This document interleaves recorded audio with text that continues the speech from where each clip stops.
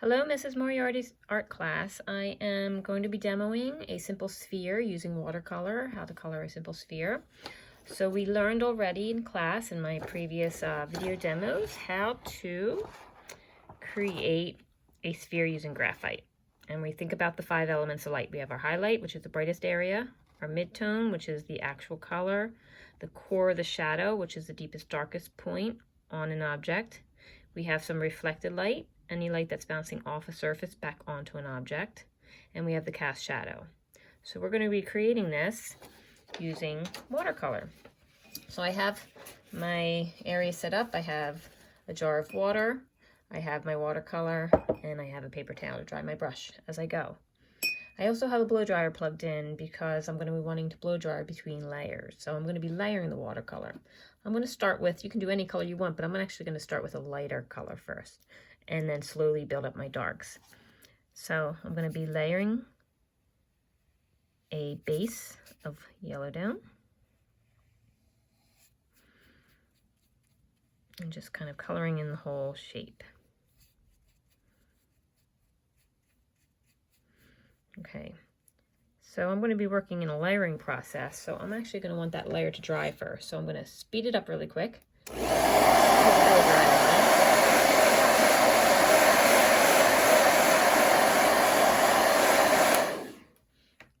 And layer more on top. Okay, so I'm going to use that yellow as my highlight here. And now I'm going to create some more layers. So I'm going to mix up a little bit of blue. This is saturated. This blue is very saturated, so I'm actually going to mix some yellow into that to create a little bit of yellow green, so I don't build it up too quickly. And now I'm going to start to create a little bit of a, keeping that yellow as that highlight, and then layer around it. Okay, so I'm going to add a little bit more blue to that yellow green over here that I'm mixing up. And remember, I want to make sure my brush strokes are going in that shape of the sphere.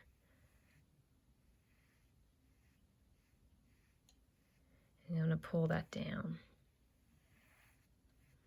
And I'm just trying to get a little bit of illusion of form here on this sphere that I'm making. Okay, I'm going to actually blow dry that and put another layer in.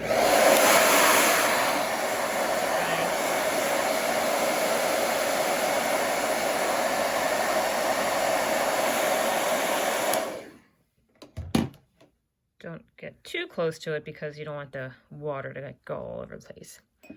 So now I'm going to get a little bit more blue, put that in here, get a little darker now. I should use this color that I have mixed up here. I'm going to paint that core of the shadow, or start to build that up.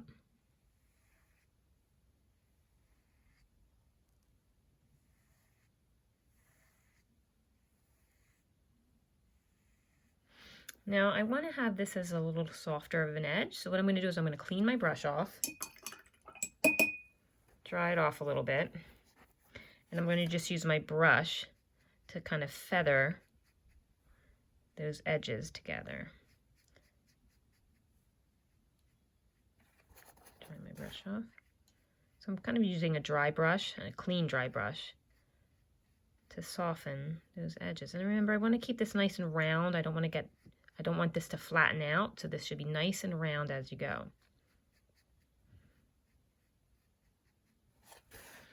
So now I'm starting to get this sphere shape. Okay, I could plug a cast shadow in too, so I'm just going to use a dark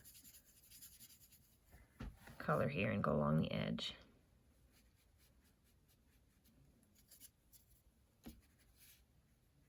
And pull out a shadow.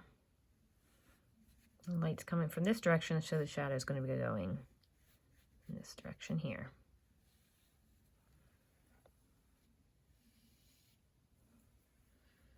Get a little darker towards the base here.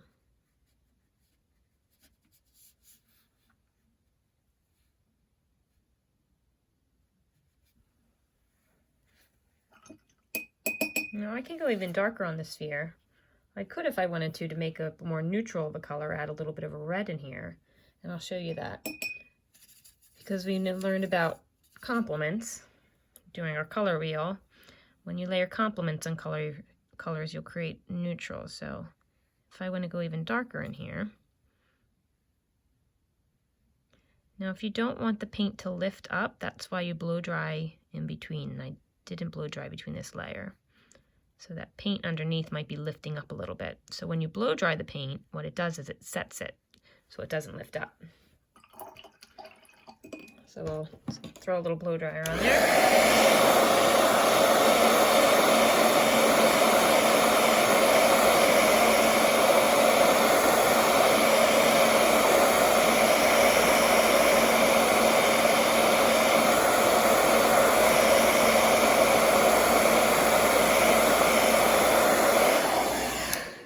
Set that paint. You really want to make sure that it's dry before you put another layer on top, because that's, again, what's going to set the paint, and those under layers won't lift up.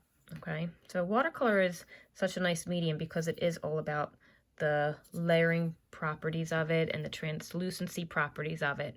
So when you're working with watercolor, you want to think more working translucent and layering rather than more opaque, maybe like you would work with acrylic. So I'm just going to build this darkness up a little bit more. And then I'm going to clean my brush off. And I'm going to feather and blend these two colors together.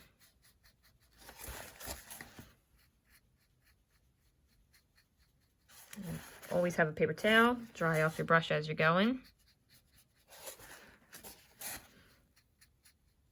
Again, always working in this circular format on something like a sphere.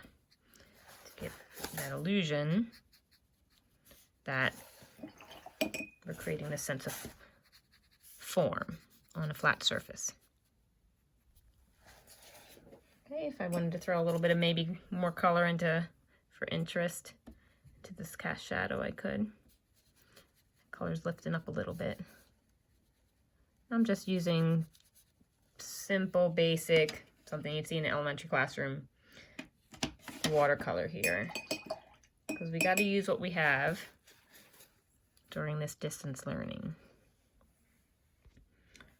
Okay, so have fun with it, create a few of these, and then I can't wait to see what you've done. All right, bye.